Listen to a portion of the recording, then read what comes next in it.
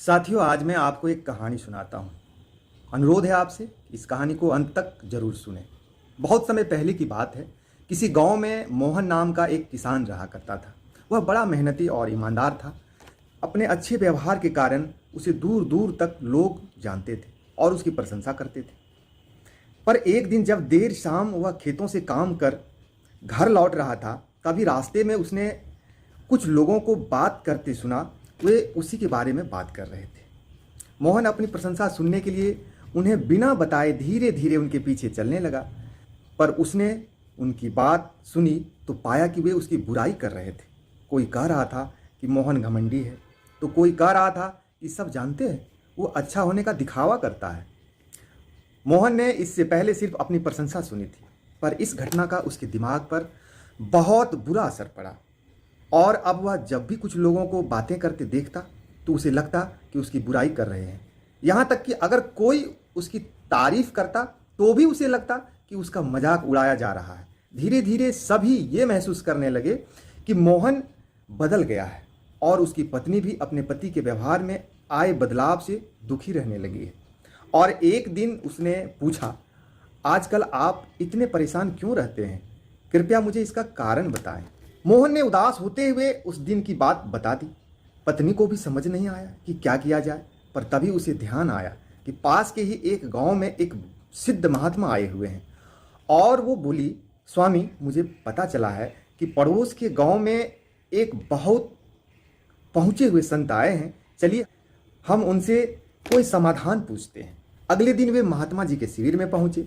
मोहन ने सारी घटना बताई और बोले, महाराज, उस दिन के बाद से सभी मेरी बुराई और झूठी प्रशंसा करते हैं।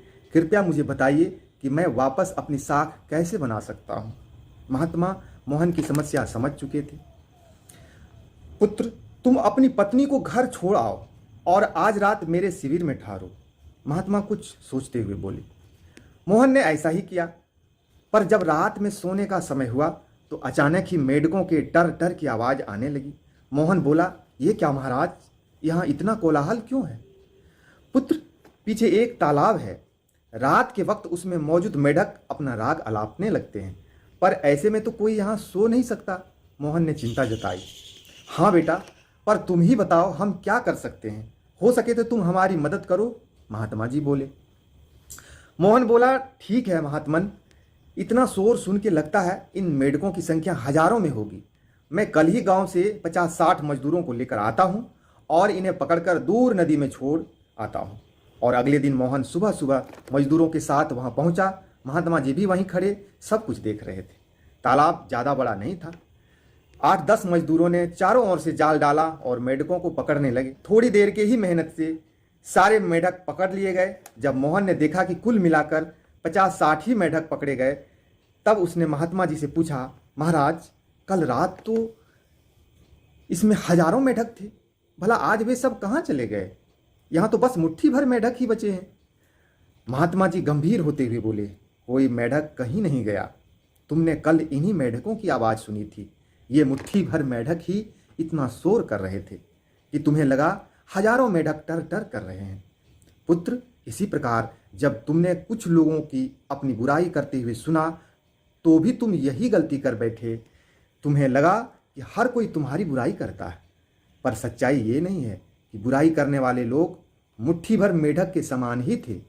इसलिए अगली बार किसी को अपनी बुराई करते सुनना तो इतना याद रखना कि हो सकता है ये ही लोग हों जो ऐसा कह रहे हों। और इस बात को भी समझना कि भले तुम कितने ही अच्छे क्यों ना हो, ऐसे कुछ लोग होंगे ही जो तुम्हारी बुराई करेंगे।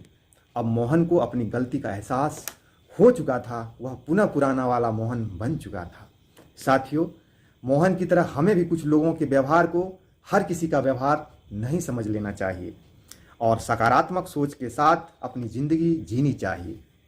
हम कुछ भी कर लें, पर जीवन में कभी न कभी ऐसी समस्या आ ही जाती है जो रात के अंधेरे में ऐसी लगती है मानो हजारों मेढक कान में टर टर कर रहे हों। पर जब दिन के उजाले में हम उसका समाधान करने का प्रयास करते हैं तो वही समस्या छोटी लगने लगती है। इसलिए हमें ऐसी परिस्थिति में घबराने के बजाय उसका उपाय खोजने का प्रयास करना चाहिए और कभी भी मुट्ठी भर मेंढकों से घबराना नहीं चाहिए। तो साथियों, यही चीज़ हमारे जीवन में भी लागू होता है। तो आप कहानी का सार समझ ही गए। बाकी आपको यह कहानी कैसी लगी आप कमेंट में हमें ज़रूर बताएंगे। तब तक आप खुश रहें, मुस्कुराते रहें। धन्यवाद। जय हिंद।